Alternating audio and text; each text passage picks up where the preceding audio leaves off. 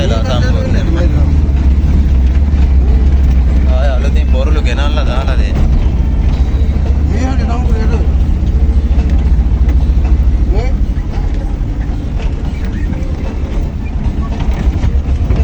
අර මොහේ ගල ඉංගක්